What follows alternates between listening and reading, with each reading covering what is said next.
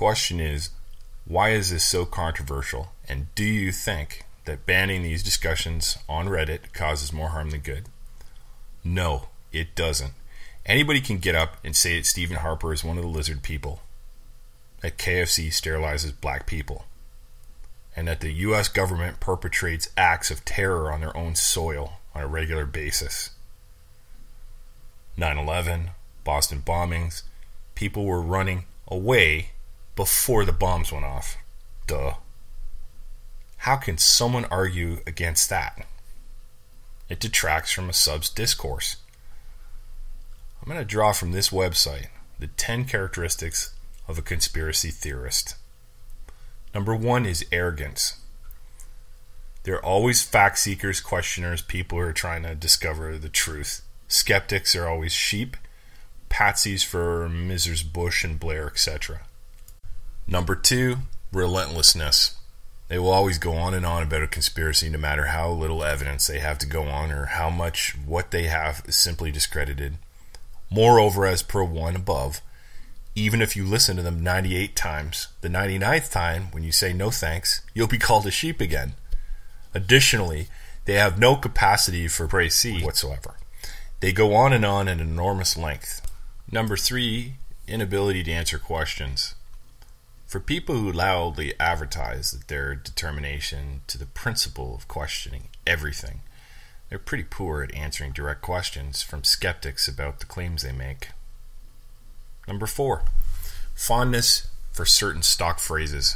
These include Cicero's cui bono, of which can be said that Cicero understood the importance of having evidence to back it up, and Conan Doyle's once we have eliminated the impossible, whatever remains, however unlikely, must be the truth. What these phrases have in common is that they are attempts to absolve themselves from any responsibility to produce positive hard evidence themselves. You simply eliminate the impossible, i.e. say the official account can't stand scrutiny, which means that the wild allegation of your choice based on cui bono, which is always the government, is therefore the truth. Number 5, inability to employ or understand Occam's razor. Aided by the principle in number 4 above, conspiracy theorists never notice that the small inconsistencies in the accounts which they reject are dwarfed by the enormous gaping holes in logic, likelihood, and evidence in any alternative account. Number 6, inability to tell good evidence from bad. Conspiracy theorists have no place for peer review, for scientific knowledge, for the respectability of sources. The fact that a claim has been made by anybody, anywhere, is enough for them to reproduce it and demand that the questions it raises be answered, as if intellectual inquiry was a matter of responding to every rumor. While they do this, of course, they will claim to have open minds and abuse these skeptics for apparently lacking the same. Number 7, inability to withdraw. It's a rare day indeed when a conspiracy theorist admits that a claim they have made has turned out to be without foundation, whether it be the overall claim itself or any of the evidence produced to support it. Moreover, they have a liking, see number 3 above, for the technique of avoiding discussion of their claims by swamping, that is, piling on a whole lot of material rather than respond to the objections skeptics make to the previous lot. Number 8, leaping to conclusions. Conspiracy theorists are very keen indeed to declare the official account totally discredited without having remotely enough cause to do so. Now, of course, this enables them to wheel on the Conan Doyle quote as in number 4 above.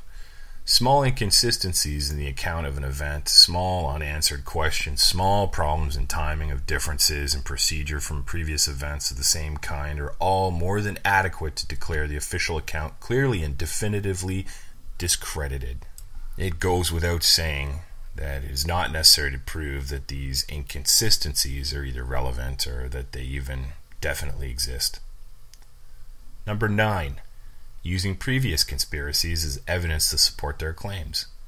This argument invokes scandals like the Birmingham 6, the Bologna Station bombings, the Zinoviev letter, and so on, in order to try and demonstrate that their conspiracy theory should be accorded some weight.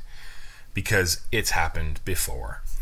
They do not pause to reflect that the conspiracies they are touting are almost always far more unlikely and complicated than the real-life conspiracies with which they make comparison, or that the fact that something might potentially happen does not, and in and of itself, make it anything other than extremely unlikely. Number 10, it's always a conspiracy. And it is, isn't it? No sooner has the body been discovered, the bomb has gone off, the same people are producing the same old stuff, demanding that there are questions which need to be answered at the same unbearable length. Because the most important thing about these people is that there are people entirely lacking in discrimination. They cannot tell a good theory from a bad one. They cannot tell good evidence from bad evidence. And they cannot tell a good source from a bad one. And for that reason, they always come up with the same answer when they ask the same question.